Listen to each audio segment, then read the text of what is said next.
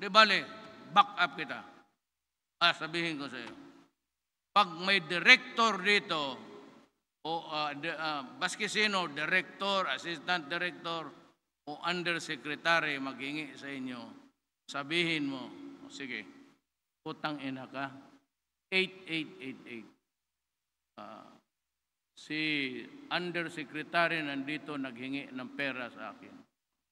Pag makita ko yan, ipatawag ko yung undersecretary director sa Malacanang. Pakitain kita kung paano ko sila. Tanungin mo yung mga, yan, puro Ilocano yung, marami yung mga gwardiya ko. Ako lang ang pulis ng bubugbog talaga ng tao. Ihulog kita dyan sa putang inang Pasig na yan. Tanungin mo, yung mahilig sa pera, minsan wala akong pera, sabihin ko na, bagay nga pera, be. Wala man akong pera. Ito lang man ang baon ko.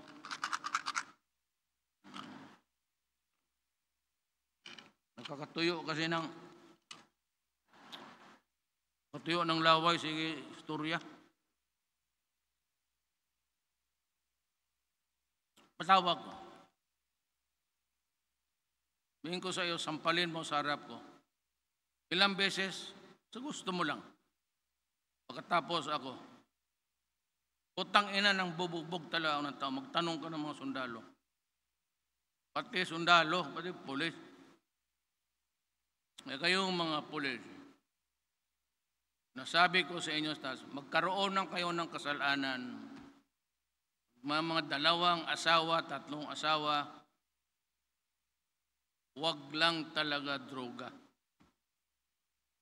Magkasala na kayo ba? Palusutin kita. Pero droga, papatayin kita.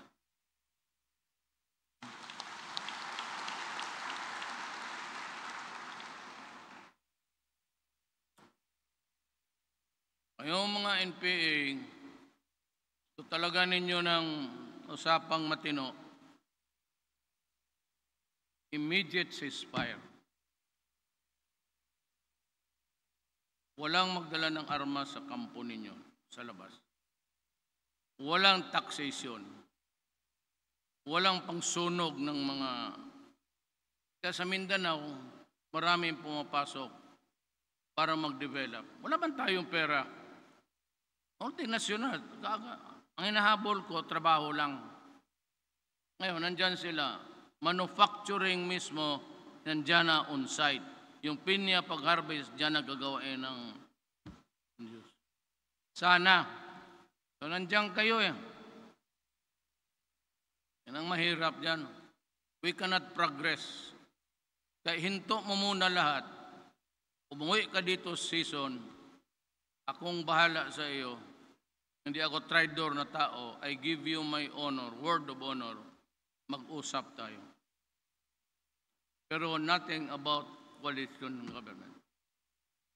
You can never have even an iota of the sovereign powers of the Republic of the Philippines. I am not allowed to do that. Ito mga sundalo, magkudita ito. Ako pa ang mamatay. Ngayon, mas naman ako sa law and order pati itong kandidato. Hindi ako nagkakampanya. Alam ko bright kayo eh, mga Ilocano. Yung valedictorian, tugadin na yan. Bright yan. So yan ang sample ng taga-Cagayan.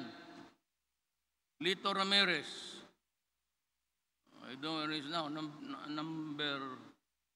Lito was number 6. Idubala, puro Ilocano. Idubala, George, number 4.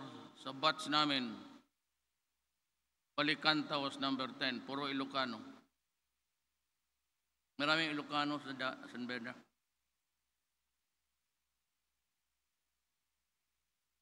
Dito tayo sa mga senador. hindi ako nangangampanya. Tingnan mo lang.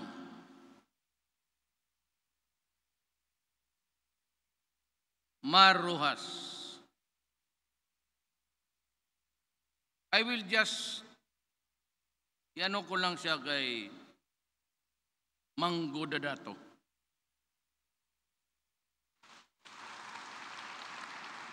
Is presently a congressman sa Maguindanao.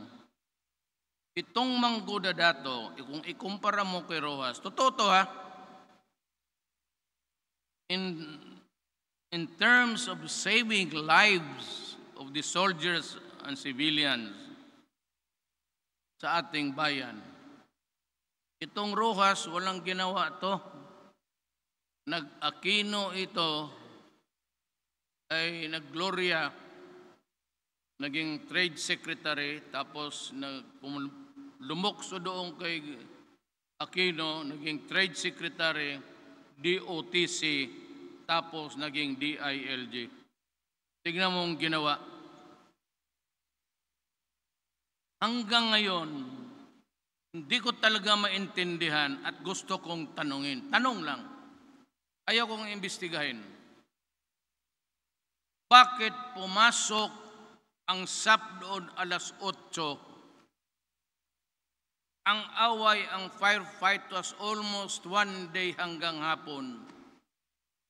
Ang kampo, may regiment doon, just a few kilometers. Bakit walang tulong na pumunta doon? Diyan talaga ako nagtataka. Hanggang ngayon. At may tog, yung mga helicopters, tog ng Davao, tog ng Jensan, tog ng Awa, nandito yung Mama Sapano. At may sabihin pa akong, hintay lang kayo. Bakit hindi tinawagan na librehin yung mga naipit? Hanggang gabi, nag-usap-usap lang. Alam mo saan? Nandoon ako sa Zamboanga. Nandoon si Rojas, pati si sama ko si Bong, pati si Mayor Beng Climaco, babae, Zamboanga City. Pinatawag kami doon sa Command Conference. Itong dalawang Rojas, pati Aquino, panay ang tindig doon sa likod ng stage. Kami naman naghihintay. Ito, totoo ito. Patanong ninyo sa military. Sige sila salita.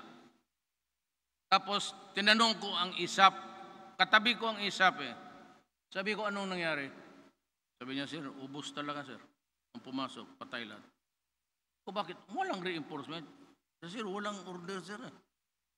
Gusto namin pumunta doon, walang order.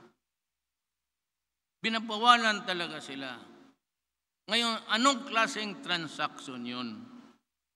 Bakit mo ginamit ang SAF na hindi naman sanay sa terrain, sa topography ng lugar kung paano yung bukid malalim, saan yung mga cave? Pinadala mo yung mga pulis. Ang training yan, komando nga, Maynila lang. Bakit hindi mo inutosan ang mga sundalo dyan mismo sa harap ng Mama Sapano? Gusto kong tanungin si Rojas. Kasi ito si